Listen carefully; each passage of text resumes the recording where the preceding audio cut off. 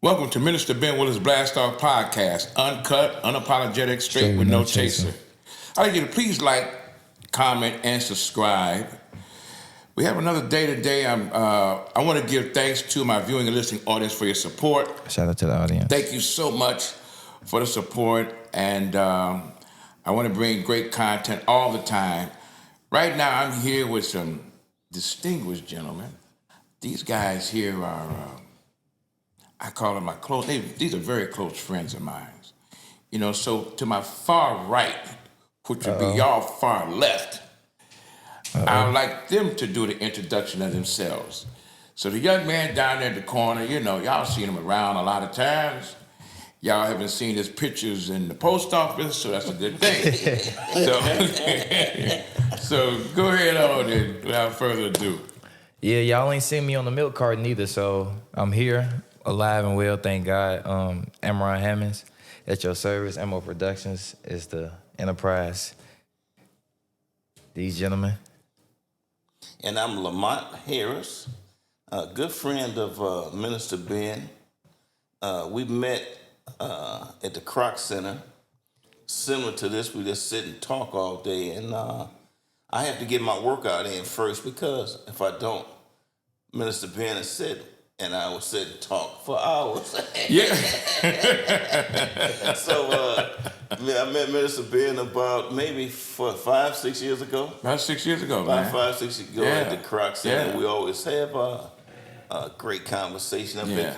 been this young man here too at the Croc Center, and all of us. Yeah. Oh, yeah, Yes. from the Croc Center. But I'm Lamont Harris, The second graders, right? the No. world's greatest. World's greatest. Okay, let me get it right. Let me get it right. Greatest harmonica player. Yeah. But, Look him up. Look him up. Look me Yeah. up. Look up Lamont Harmonica Harris on YouTube. And I've been around Chicago about 25 years professionally playing harmonica. And I played at the Croc Center and Lee's Unleaded, Buddy Guys, House of Blues, Blues Fest. So I've been fortunate playing. Yeah. I've had a long career.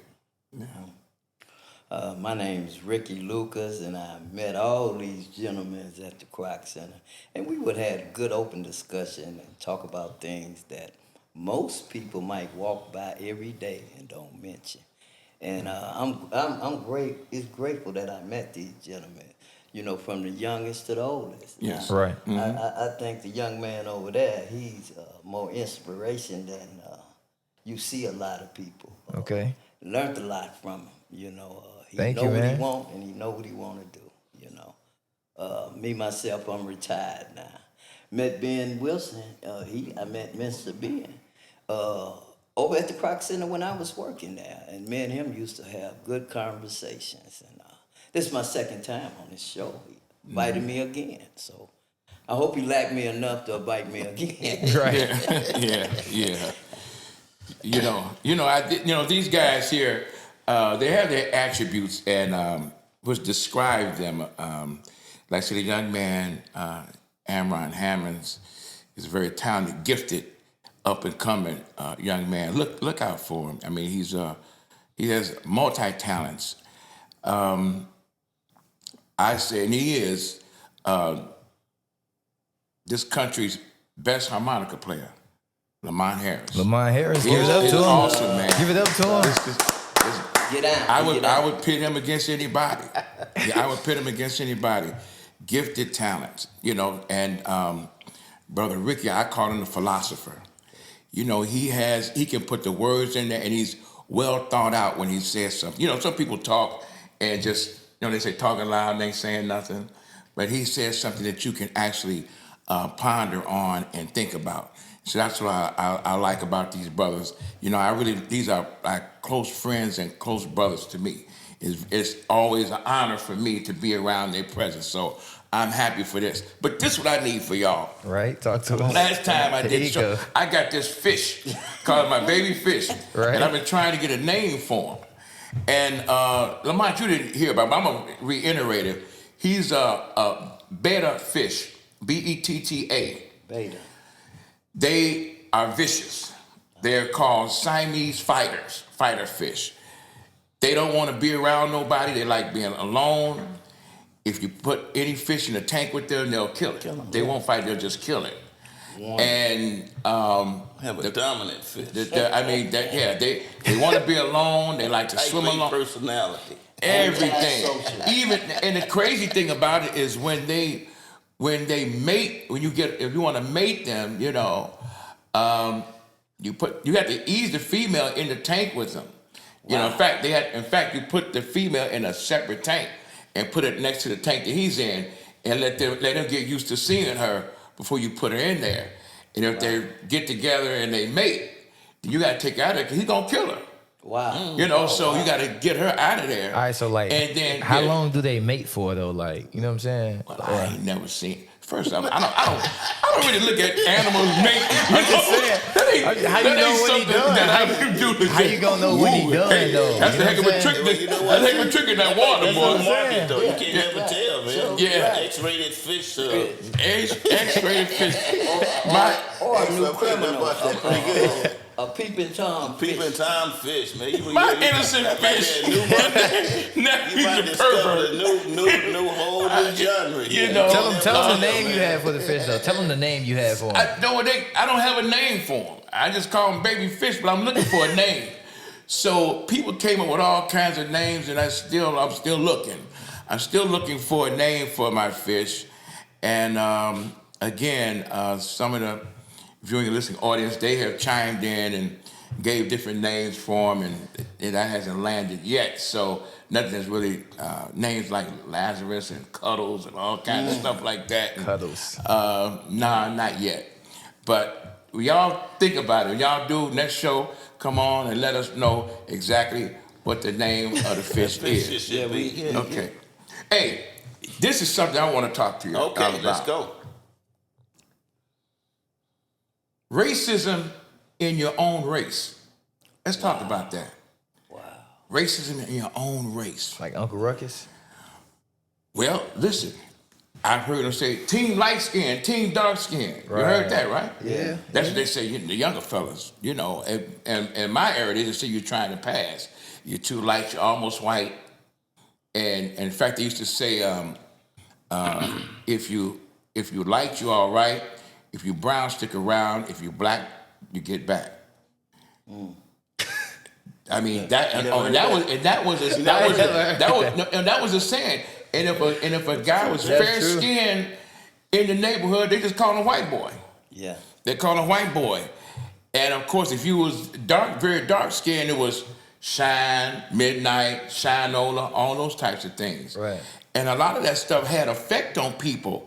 It really had a major effect on people, adults now. Yeah. It always brought some people almost into self-hate.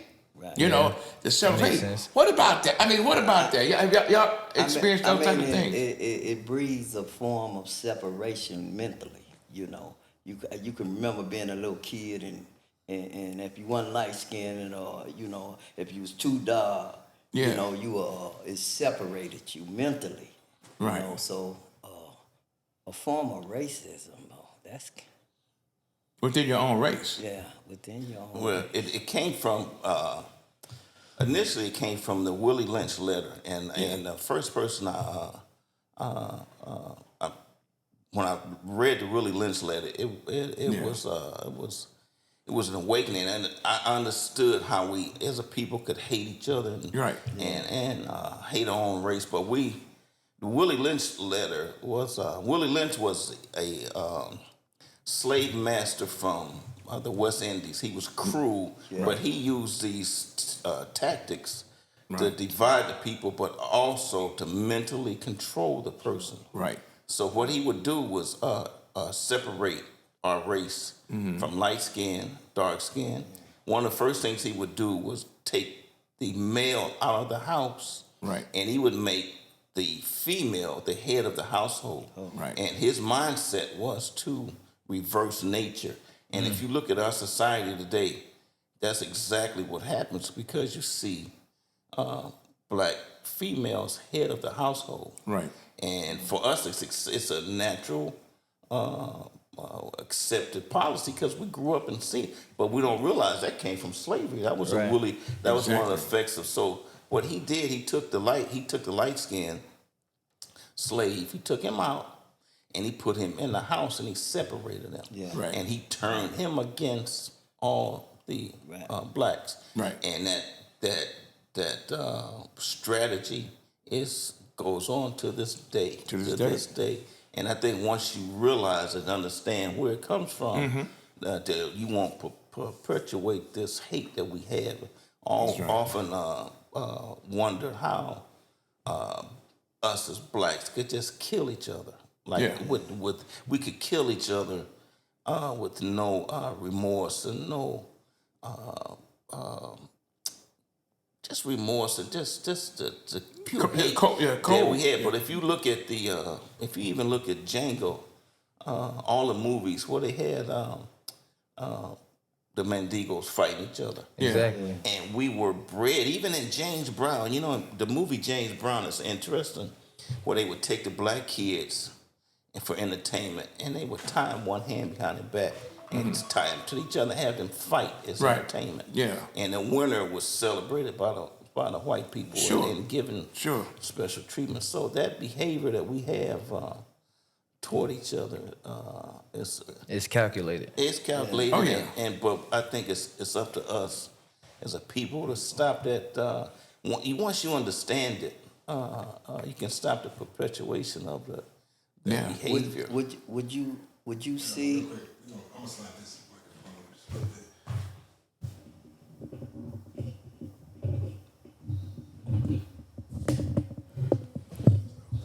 It was just blocking your face like slightly. So Oh, okay. make sure you know. Okay. You might have to scoot it up some since it's further though. And also I turned your gain down to compensate.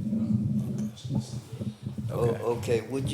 Would you gentlemen say is they more aware or less aware based on what we see going on in our society, especially in our black communities now? Well, they don't see it because, like I say, with Willie Who was Lynch, they though? Who was the they you talking about? he's talking about our people. Our people. Yeah, because that tactic is still being used. I mean, it's being used today. Yeah, when they were talking about abolishing slavery, and the slave owners were up in arms about that, that's when Willie Lynch stepped in. He said, "You pit the light skin against the dark skin, the male against the female, the old against the young. You still have them at you. They'll still be slaves to you." And we was talking about Django, the movie Django. One part I looked at when I saw that was very crazy. When the guy that played the character Leonardo DiCaprio played, Right. when he's talking to his father, he says, "Dad, there's thousands of slaves out there in the plantation." He said, "Why don't they just come kill us?" Yeah. So when you have somebody mentally in charge like that, when you have their brain, you got their body and things of that nature. So if I can pick you and make this look superior. If I can paint everything that's good white, the hero's on the white horse, the villain's on the black horse. Well, that's bad. Yeah. Angel food cake, white, devil food cake, black. Right. All those types of things. When you put that, even the deities, Jesus is white, the devil is black, and that permeates into your mind. I'll give you even big example. Maybe about 4 or 5 years ago in the Carolinas, when the guy Dylan Ruth came into that church, I think it was Charles. Yeah. Charles Smith. Yeah. He went into that church and sat in there with those elders for 2 hours in Bible study, and then after that, got out there and killed all of them. Now you know what He wiped them all out. what was tragic about that act was tragic. What was more tragic to me was the officers arrested him. Yeah. They took this young man Right. to McDonald's, To or McDonald's. Burger King, because he said Exactly. Yeah. after he committed this horrendous crime, they put him in a police car and they took him to McDonald's before they took him to jail. Yeah. And I thought that's one of those subliminal representation of how they, it was just it was unheard of, but that's an act that they did. They still treated him as a human. They still treated him as a a young man of worth. You know. Yeah. So they took before after he But- killed them people, they took him back down. But the thing is they welcomed him in. Yeah. Those were black elders. That was a black church. They welcomed him in there. They didn't question him at all. Yeah. But if you would have walked in there with those dreads and locks and everything, they would have stopped you at the door and asked you, what can we do for you? You understand what I'm saying? Right. They would have looked at you, saw your face and your lock and said, hold on. And then after doing that, after they got heinously murdered, at this guy's trial, the family of those elders that got killed, they said, God, please forgive him for killing my parents. You see how sick that is? Yeah, This is recently. Okay. This is, and so when we look at I ain't heard of that. look at the things that's being done right there in your face. Mm-hmm. In fact, when everybody comes here in America, first off, America, the land of the free, home of the brave. If it wasn't for 400 years of free labor, this country would be like them other garbage countries around the world. Thanks. Because most of them countries, most of all those countries around the world is garbage. Yeah. You know why? Because everybody come here. They come here. They come here and live here. And the reason why they come in land of free, home of the brave, because they got 40 years of free labor from black people, and everybody come here and shit on black people's back. See, so you see all the Hispanics that came here, that's come here, they can't even speak English, Right, yeah. and they shit on black people's backs when they here, and now that white man has got them running through the streets like it's the Gestapo. See, one thing about us, we know white people, because we've been with them 400 plus years, but y'all just didn't get it. Y'all getting it now. So, but the point I'm saying is, the most important thing about all of it is, when we look at our situation, like we was talking about our situation, how we do each other so bad, that self-hate that we have for each other. Have you ever heard of, have you ever been around a situation where guys are talking, they say, something about that guy I don't like. Yeah. Just a lot. I mean, they don't know, they say, something about that guy I don't like. You know why? Because he looked like you. Yeah. That's that form of self-hate. And then that light-skinned, dark-skinned thing. Oh, man. Like Mental. Yeah, it's mental. These things that we see, man. Sometimes they also put like a stigmatism, like, oh, the light-skinned guy, he's soft. The dark-skinned guy, Right. They show that. They say, oh, he acted light-skinned. Yeah. And I know some of the lightest green-eyed monsters. I mean, straight. He one of them. No, I'm just joking. I think sometimes we mentally promote that kind of hatred and don't even know we promote. We don't know it. But now when you're talking about it, you be more aware of what's going on in your circle. You brought up something real important, because I done ran into people that say, man, I just don't like that guy. And I say, well, do you know him? He say, no. Right. So it's something about us as a people. It's not just even black people though. It's like it's a thing in the world, because like you can say you don't like something about this person, but it's something in you that you see in them that you don't like. Right. I think right now we have to concentrate on us as a people right now. Okay, cool. Because that makes sense too, though. It's so barren in our neighborhoods, it's so barren in our communities that we as black people, we walk down the street, we see somebody need help, and we won't help them. Right. We see a lady get on the bus, and the bus is crowded, we won't get up and give her a seat. Yeah. What happened to all that? What happened? A lot of that is lost. A lot of that is lost within like going outside. You can't even go outside no more how you used to. Ain't no hold the door for this person, hold the door for that person. And you're not even going outside. You're not going outside to play at the park. You're not going outside. You coming home straight from school. Like it's none of that no more. So it's just like it's the danger and the violence. Yeah. The danger and the violence stopped a lot of the interactions as well as the disease. The disease, the COVID, it stopped a lot of people from going outside. People don't even know social norms no more. Everybody walking past on their phones like this, head in their arms. Yeah, distraction is a major thing, and but the thing is, we have outlets like this that we can educate. Yeah, You know, that's and, facts. and that's the thing, and that's the important thing about educating, because it's not on 257 to 9 on TV, because all that stuff is scripted. Yeah. Mine is not scripted. And it ain't, Uncut. like I said, we ain't coming with no script. Mine's Unapologetic. uncut, unapologetic, straight with no chase. That's how it's gonna be. Yeah. And it ain't gonna be no hit on it. It ain't gonna. You got to drink it down, and that's it. I Too think- much of it give you a heart attack. I think this kind of dialoguing is real important. You know, we can teach each other. Right. You know, Yeah. sometimes even thank you, what you said, because the words you use can form separation. Yeah. When you ask well, what people, you know, but you know, I try my best to make sure I don't go in that Yeah. circle too often. But you got to understand one thing. What we talking about is the Jimmy Lynch. You know, Willie Lynch, yeah. Willie Lynch, yeah. Willie Lynch. Yeah. It's been breeded so much. Yeah. You know, that you have to either acknowledge you there or pay attention so you won't get there.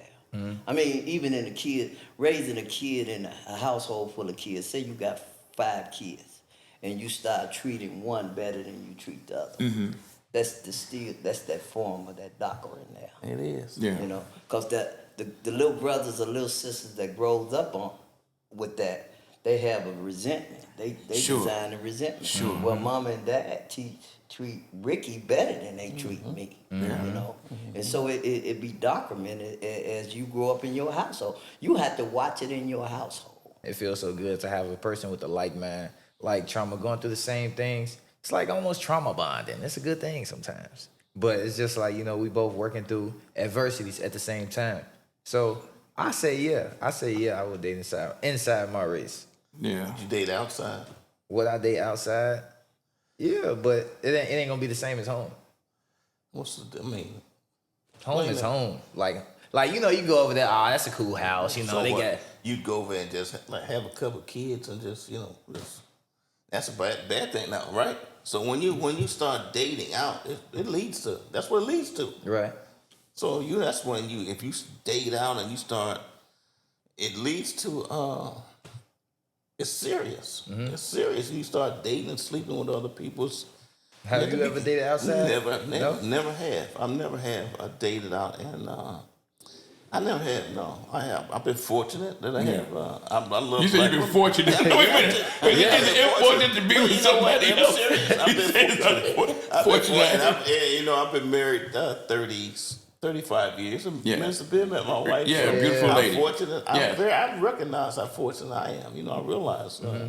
I have a good wife. I have an intelligent wife, man. Right, yeah. Hardworking. Talented. Very That's talented. what I'm wife. saying. So, yeah. so like, what you think about people that date outside of our? I think if you search for it, and that's what I don't like. I don't think That's the problem. Yeah, if you search outside your race, it might happen. If you meet somebody, you fall in love, but Right. if you think.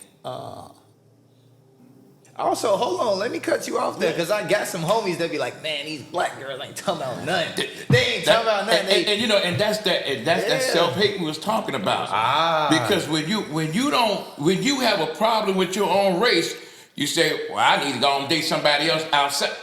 No, whoever you picked Yeah, that's ain't you the shit. problem. Well, The person you picked ain't shit. And a lot of times, the foundation you build and you're picking on, Here's what I realized. What you looking for? Here's what I realized. I'm gonna tell you, this is interesting.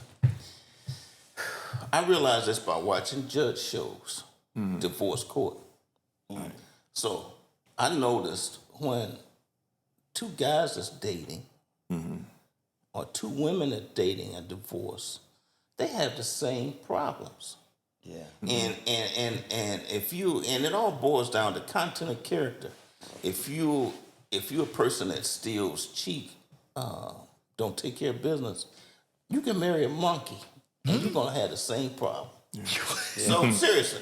And so when it comes down to it, it's not the person, it's the content and it's the character of that person. And that's what I'm saying. If it's the character of the people you surround. I heard a Exactly. financial guy says, if you want to be broke, You hang around 9 broke But people, and yeah. guess what happened? You'll be the 10th. You'll be the 10th one. If you want to be rich, you hang around 9 rich people, and you'll be the 10th rich person. Yeah, that makes sense. So- That's why I was telling him when you said I would date just out.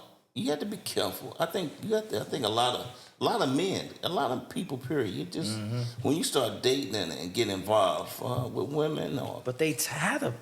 they tired of what? Tired of black women. Nah.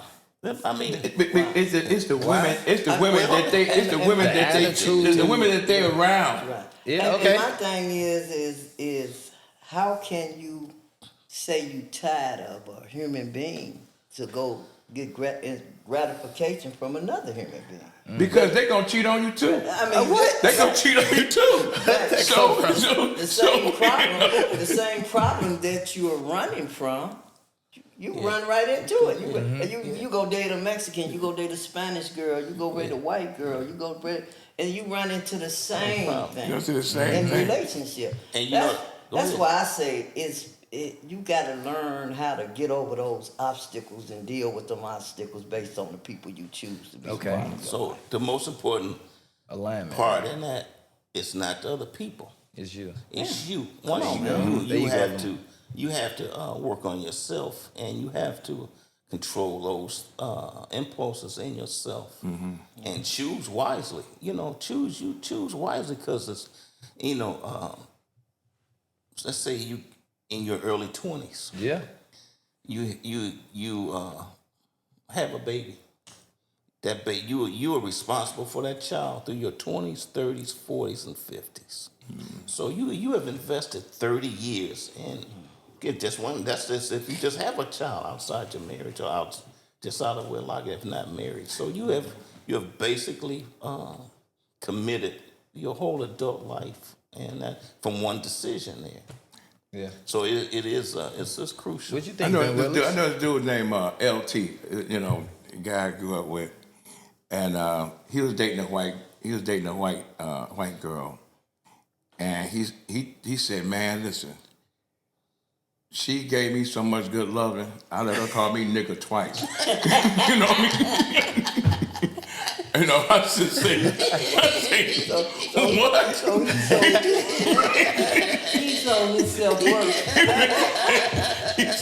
So Hey, look, and that was at Walmart. She did that. Come here, nigga. And yeah, nigga get that. right. You know what I'm saying? She gonna do it out. Right. She gonna do it in the bedroom while she Right. she gotta do it in there. Let me ask you a question. What do you feel? How would you feel if you was around black sisters and the black sisters say, I don't get nothing out of them black brothers. They ain't worth nothing, and I seen that before. and they start diluting you and looking at another race. I mean, how would that make you feel? But that's as okay. a black man. As if a you black was- man, I would feel But like I'm like this. Go I ahead, say, man, well, Willis, go ahead. all skin folk ain't kinfolk. So I mean, all skin folk ain't kinfolk. So it's like being traded. Okay, you go over to you go play for the Jets. And that's and that's okay. That's okay. Because like I say, Lamont, is that okay? Listen, you gonna get Is that cheated. okay, Lamont? Listen, you gonna get cheated on every race. Lamont? You gonna get cheated on in every race. I think You gonna have bad times in every race. If you're a Bears fan, you gotta be a Bears fan no matter what. Yeah. My grandmother say, if she can't use your comb, don't bring her home. That's my grandmother used to say. My auntie say that too. Elderly blacks are very racist. You know what I mean? They really are. Because of what they went through. But truthfully, but I it's I just say easier. it's content and character. Yeah. I go back to that. I go back to that, and I'm really serious about this. I think I really believe it's the content and the type of person you are, and the person. And you'd be surprised if you're a good person and you walk well and you have certain qualities about yourself. You should attract those same qualities. And That's a fact. That's the truth. Yeah. You don't accept it. You have standards about yourself. You can walk in someone's home and instantly when I walk in, I was Chicago Fire Department for 30 years. First thing we do, when I walk in the house, take a smell. Right. And let me tell you something. I can walk in your house and take a sniff. When I walk in that front door, I can tell you everything about you. From this. And that is the assessment. Even before I meet you. Right. Okay, you got dirty food, you got garbage, you got dirty hamper, your house is messed up, Right. and that tells me everything I need to know about you. Right. So that's what I'm saying. It's content of character, and it's how you attract. You should attract, and that's the type of people you want to be around. So Exactly right. if y'all, all three of you were with a white woman, and you got to meet her family and know that they not, they don't care too much about you. How do you navigate through that? And when you go over for Thanksgiving dinner, it's stuffings, not dressing. It's stuffing, not dressing. And it's raisins in the potato salad. How do you get out like that? How do you say I don't want to eat anything, or do you just say, I love her so much that I'm willing to fight through this? Or how do you deal with that? Because you know what? Because there's people that's dealing with that. Yeah. They are dealing with that. Because you love who you love. Yeah. You can't really. I don't know. Just if God put love in your heart for someone, He puts love in your heart for someone. Well, that's a fact. But it's such a it's a connection when who Big Mama is, and who made the greens and the potato salad and the Kool-Aid. Because that's we can go all over the country and we'll know, because that's our culture. That's who we know. But when you go in someone else's culture, it's a total different thing, because a Chinese man and a Mexican woman, he wanted to listen to some ting tong, and she wanted to make tacos. And how do they work that, man? Because you ain't gonna go to a soul food restaurant and it's all Chinese and they're making pot roast and everything else. You're just not gonna do it. Right. You know what the answer to that, and in all seriousness. So when you're dealing with a situation like that, your first concern is your wife and your family. Right. So if you have to keep your family away from your family, you might have to. And you might have to make that conscious decision to keep your family away from your family, because my wife and my children are first. Right. That's my responsibility as a man. So if you have aunts and other family members that's just constantly destroying your we talking about her family. Her family, whoever it is a man, it's my job to protect my family. But if And she was so like, you gotta her, protect if she want to be with yourself, her family though. She brought and you over there. Right. And No, they you're don't. not going. You're not going. You're not going. You're not You don't tell her going. like she can't go. No raisins in the In potato seriousness, salad. in all seriousness, and we, I've dealt with this, and I'm telling you, if what your number one as a man, your number one goal is to protect your family, Right. regardless for any threat, any first. perceived threat, and so you don't put your children or your in that environment. You don't even. Right. You don't even. You just have to stay home. Yeah. Stay home, and we make Thanksgiving ourselves. So what you saying? Do I have to stay home, or If or you- she want to go, and I stay home, and she can go visit If her she family? wants to go, she can go. Yeah. But if it's a toxic environment, you keep your family out of a Right. toxic And y'all environment. got children, and You got so children, you keep them. and, You keep and them but they out. want to see their grandparents, but they're still kind of like it's not accepted, because it's like, oh, Well, that's other ways. You shoot. can How do see you them take out. You them? know. How do you take them down that road? Cause if that's a part of the family structure, they gonna have to go down that road. They want I think to. they have to be able to make the decision themselves. But They if don't. the grandparents don't like him because of the color of his skin, the children are gonna have that color of his skin. Okay, I'll give you a personal example. Barack Obama became president of the United States. What did Barack Obama look like Bernie Mac? You think he'd have been president of the United States? Well, that's come up before. And, Yeah, I don't know.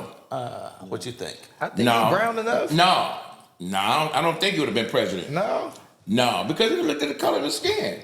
You have either black say, that nigga too black. So They say that nigga too black. He gonna be up to no good. You understand what I'm saying? So the psychological stuff that's there. yeah. I was just talking to somebody yesterday who was talking about the tanness of our skin. We all like tans of wheat. That's what he said. He said, we all like tans of wheat. Somebody just ain't got that much pigment as you got. What is he? Who told you that stuff, man? Who told you? Where is this? He said we all tan. Who said Tens this? of wheat. Something like that. Listen, first He was off, saying a lot. He was saying a lot. Let But he me said- say this. All right, man. You can go right now. Is people called the Sentinelese people from the Sentinelese Island. They've been in existence for 75,000 years. You can pull them up right now. They looked are them up. very, very, very dark-skinned people. They Yes, are they are. isolated from. They're isolated from everybody. Yes, they are. And they're in the island and it's surrounded by the Indian Ocean.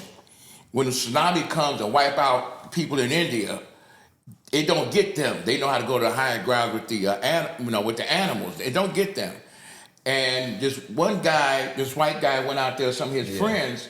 They're gonna bring the Bible to him and all that kind of stuff. And they hit him with bow and arrows and spears and buried him. Yeah. And the first term when Donald Trump was in office, he said, "Go get him. He's an American." And the Indian government said, "No, these people are isolated from humanity, and they've been like that for 75,000 years. They are pitch black. Yeah, they are. You can look them up. 75,000. We don't even have and- 75,000 years to think about for real. No, we've been around trillions of years. Yeah. The oldest human beings is called it's the San people. The San people are the oldest human beings on the planet from Africa. Mm-hmm. They look like him. Who, Rick?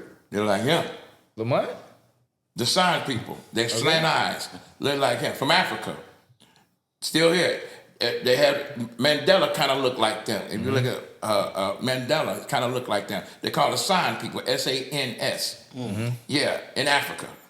Yeah, they're the oldest. Probably some Asian descent. No, the Asians came from them. Asian That's where when you see Buddha, big nose and everything. You see the pictures of Buddha, black people.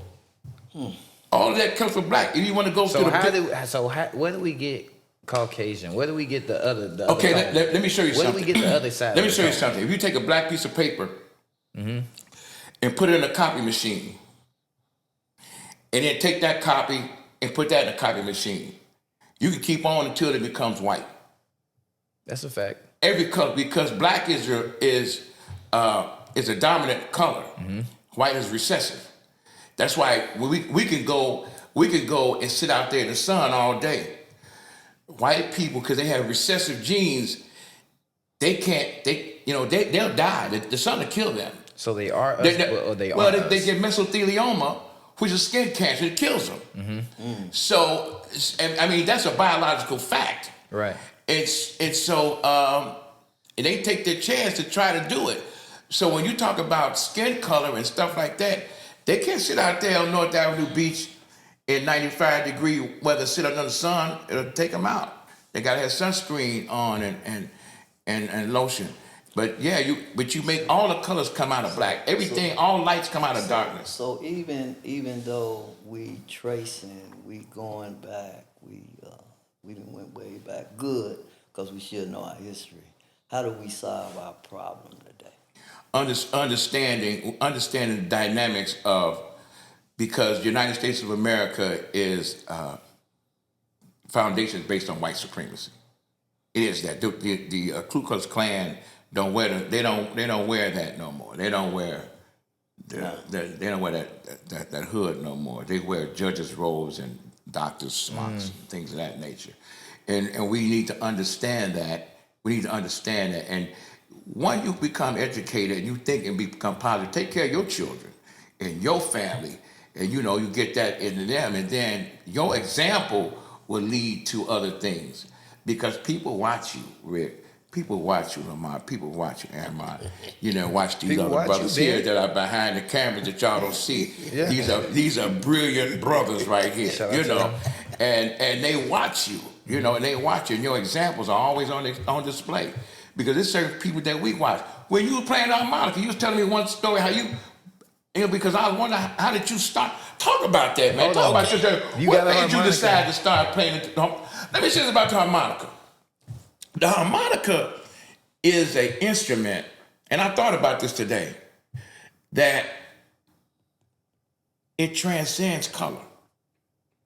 You know, Most music does. yeah, most of it. Most but of it. but that saxophone player is made at that black guy getting down on that saxophone. You know, it there has a certain thing to it, but that harmonica, everybody just it's like magic. It's people stop and they start listening, and it could be any color from, you know, Ward that Lee Oscar.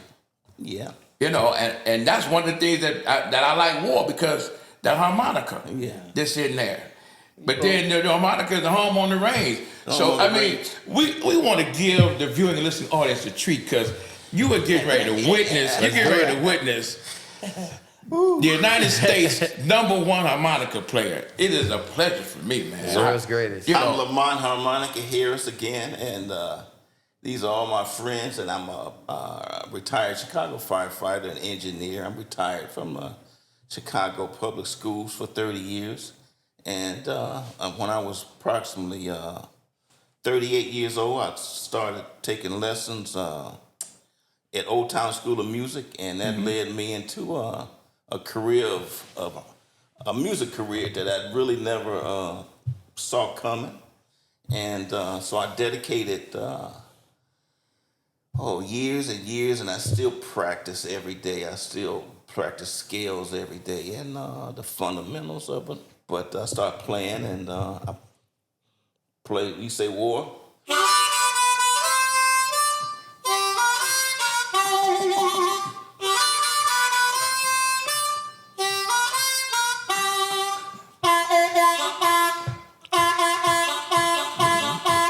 Okay. That's tough. So That's toughy. the thing about you was talking about African American influence, Right. And that African American influence was really on the harmonica. It's the harmonica was made in Germany, so Okay. most Germans initially played the harmonica like this.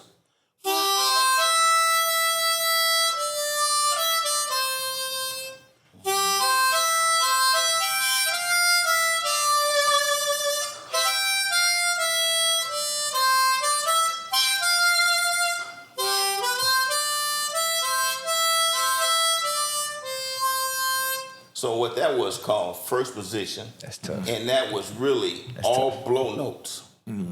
So when African Americans got the harmonica, as usual, we did something different. Exactly. We drew notes. And you talking about blues, Yeah. we invented an entire different scale of music. And that's where the blues comes from. That's where jazz comes from. That's where gospel comes from. So if you even hear gospel musicians say, Dorsey, he played on all the black keys. Oh, okay. So he invented. Nobody played on all black. Who would Right. invent I black? never never thought of that. I never heard I of that. never That thought was of I didn't on know the that. gospel. You found a gospel. They mostly in all black keys. Yeah. But when we got the harmonica, instead of blowing, we did this.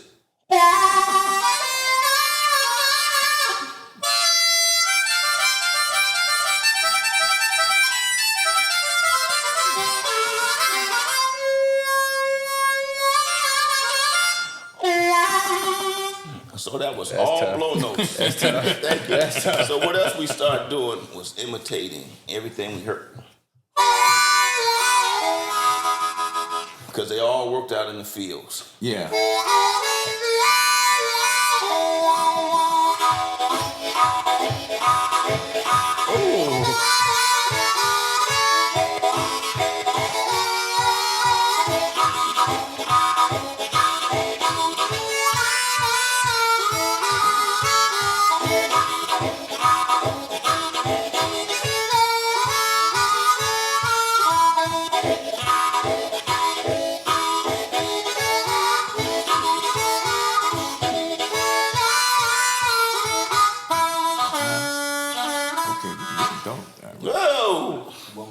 Okay, so Are you like, gonna your ride is here? Yeah. Okay, you go ahead, go get your ride, man. And Okay, I don't want to just walk off while you finish. Yeah, here I come. yeah, he has to leave. Ladies and gentlemen, he has to leave. So right. y'all see Y'all him can see disappear. Rick next we time. didn't. No, he had to go. We still going. Yeah, he has to go. They just put me out. Yeah, you know. Come on, we're gonna get Rick some exit music. Yeah, give us some music. All right. all right, Rick's gotta Take leave. care of yourself. Rick's gotta leave. All right. Rick's gotta leave. Right. Yeah. So, what inspired you to do that? Yeah, man. Like that's What inspired me? Wow, this is, you know what? So I had a older cousin. He was I didn't know he couldn't play. What? He had a harmonica. He only knew one lick, and this was a lick. And he did that in my ear when I was about 18, 19 years old. Okay. And that's the opening lick from Little Walter's Juke. Right. And he did that in my ear. And like was it loud? he came in my ear. We was in the garage. He came to play. Hey, check this out, man. You know, and I'm like, man, that was cool. He said, you got to check out this guy named Little Walter. He's a great harmonica player, blah, blah, blah. And so that stayed in my ear for years. That one lick. So I was in my 30s. So so while you was young, you No music, really? but I always heard music different. I always heard I could listen. I was acute to music. Yeah. But long story short, I'm now on Little Walter's foundation. I'm a part of his foundation. That's great. I've Excellent, acquired man. a lot of Little excellent. Walter's personal artifacts and stuff. So Oh, that's excellent, man. That's So how did they excellent. make the harmonica? Like, cause you know, like the guitar came from like the banjo and rubber bands. How did the harmonica? exactly, that's a great question. So the harmonica is has reeds in it. It has two sets of reeds, one for blowing and one for drawing. So it has two different reed plates in here. Okay. And they're tuned to different keys. So that's why I have so many. Yeah, you have a Yeah, lot. I keep from A all the way to G. And then these are called diatonic harmonicas. And they're 10 holes. Okay. What's the one you was just playing?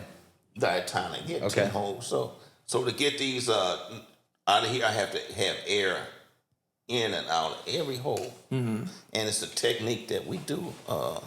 You ever heard of chords? A piano player play 2 notes at a time. So I can actually put my tongue here and play those notes, separate those notes, chords. And it sounds like this.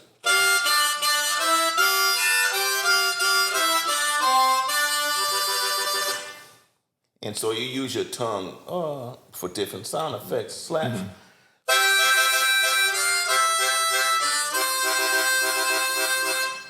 Now, let me ask you this. Sound real Okay, versatile. well, Why you so versatile? I'm asking about that. What's that? So this one is what everybody knows. Who plays one of these? I don't know. Who plays one of these? I don't know.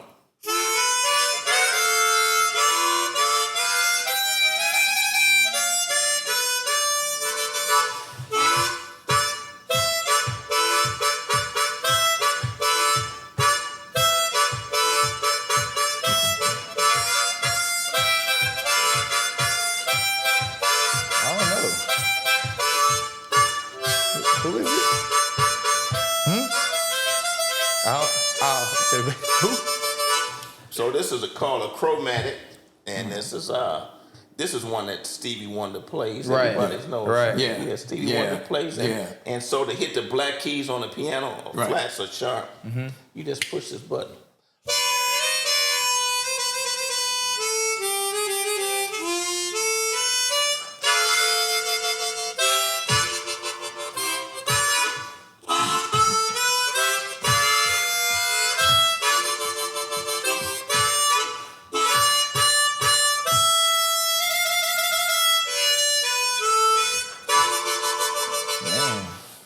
So what's Now- that thing you doing with your? Oh, go ahead, Ben. What's Go that? ahead. No, go ahead. Go What ahead. you, what you doing with your foot over there? Like, what's that? Okay, that's a good Is that- question. is that a- so yeah. his foot is the foot is always. Music is what?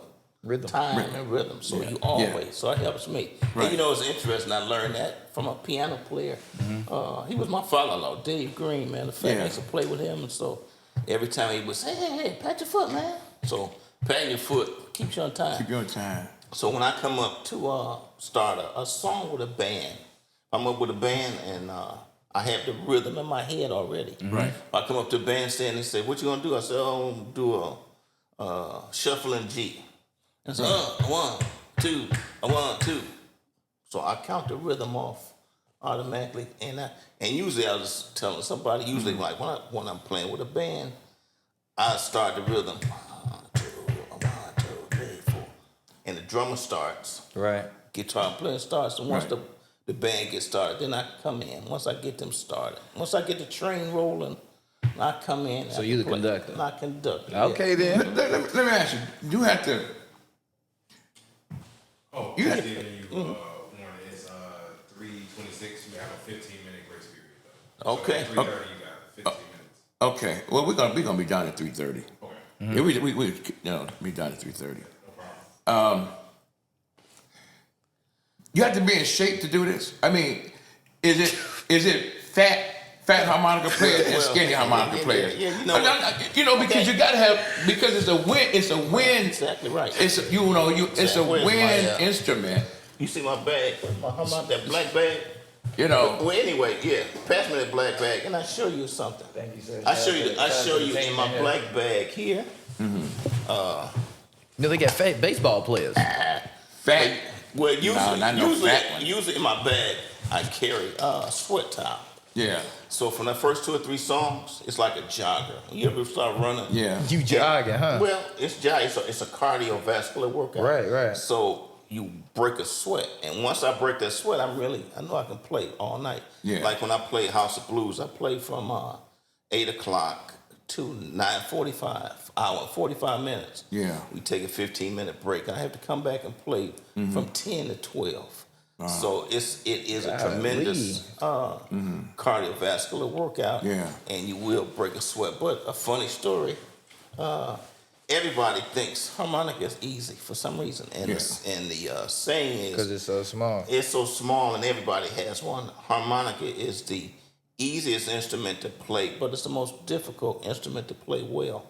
And when I was at work, I had a real heavy set lieutenant.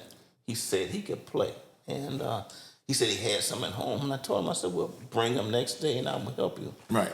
And he brought his harmonicas, and we were sitting at the desk, and I started him with drills.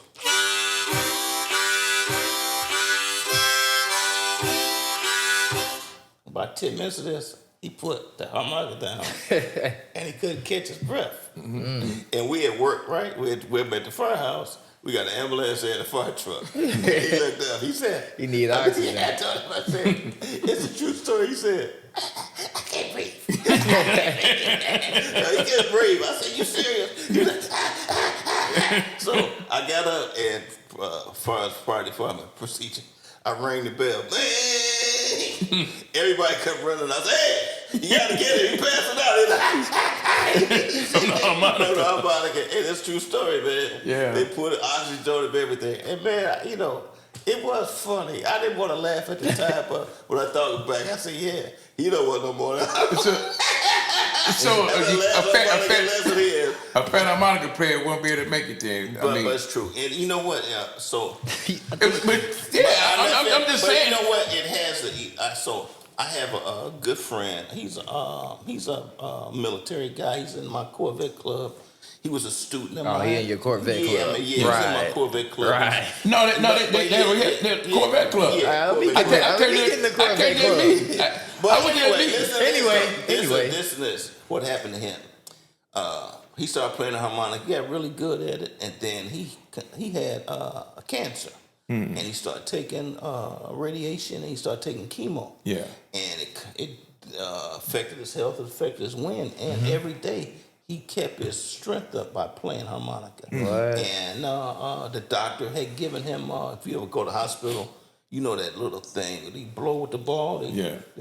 The doctor asked him what he had been doing. He said, "Man, I'm playing harmonica every day." He said, "Well, what have you doing to keep your cardiovascular and your wind capacity and your lung capacity if you keep it up. So I do go to senior buildings, and as far as foundation for Lil Walter Foundation, she just acquired a lot of harmonicas, and we go to senior. good. That's good, great, man. man. It's great. Yeah. Just to Oh, wow. give them the in and out, and it really is. That's a good cardiovascular. idea. Yeah, it is a great idea. What about the kazoo? Because I used to play the kazoo in Did you? kindergarten. No kidding. I did play kazoo. And you gotta have a tune. You do have a tune. I had to get a good grade. What key was it in? You remember? No, Okay, it was a little orange kazoo. I got a story. I got a kazoo. story. All right. You ready for those? I'm ready for it. Okay. So a couple years ago, I was in a barber shop. I was sitting in a barber's chair, and one of the guys said, "Lamont's a musician. This guy, a weightlifter, was a barber in the next chair." He said, "I'm a musician too." I said, "Oh, what do you play?" He said, "I'm a rapper." I said, "Oh," and he said, "You don't believe me?" And I said, "I believe you, man." So he put his clippers down. He stood in front of me, right in front of me. He's huge. He had a head rag on. And he said,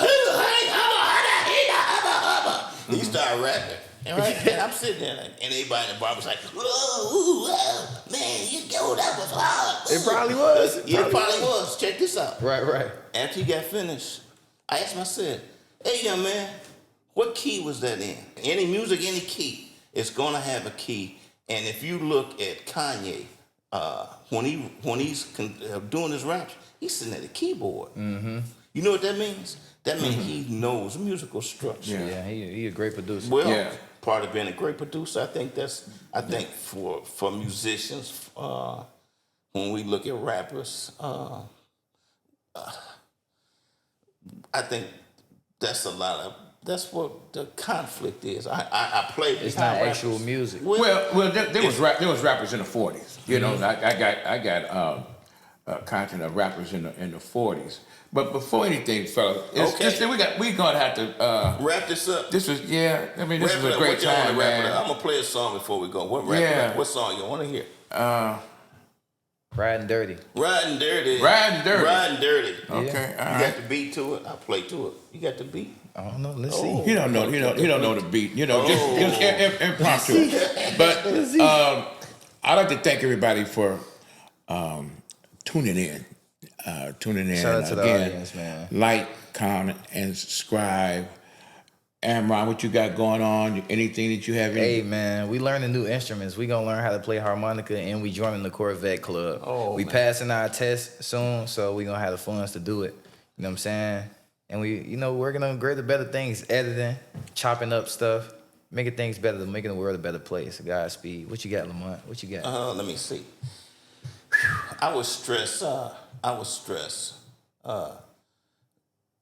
Good health, which would include exercise, education, discipline, and hard work. I always say it's no substitute for hard work, and that's what I have. That's what I want for my younger generation, and I would love for younger people to be fiscally sound. I talk finance also to young people, and I think we don't talk finance to our young people. It was a young man at the Croc Center. Just asked him. I said, "Do you have a bank account?"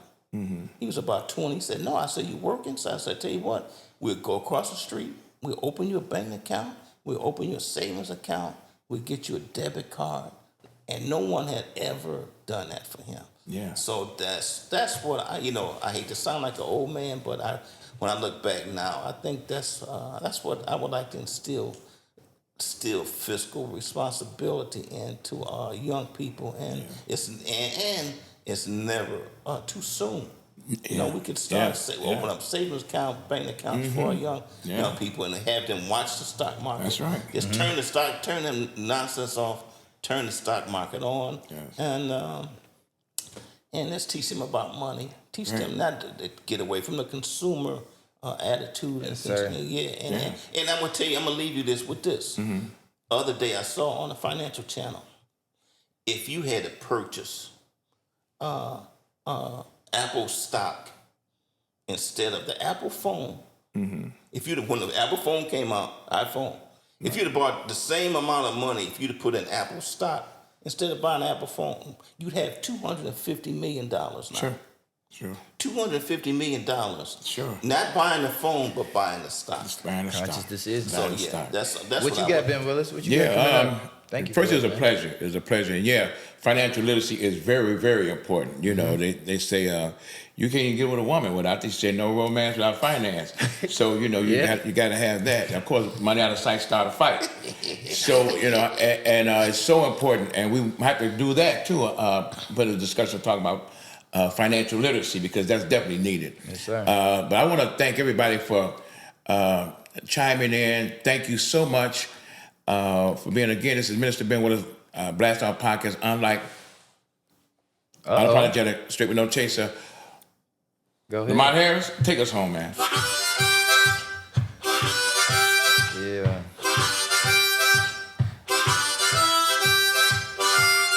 Lord. Let's do it.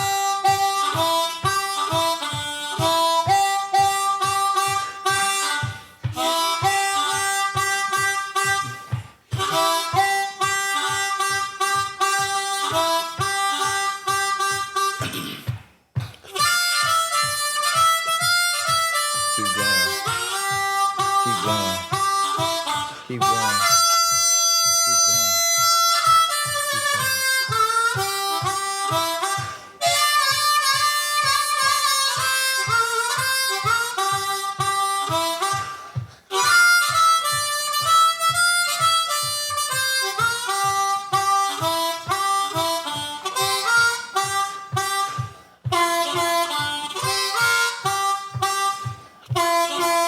Okay.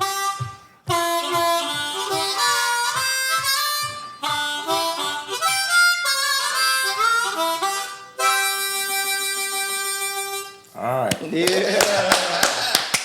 All right, Good, now. man. Thank you for that. Yeah. Thank you. I give you some money.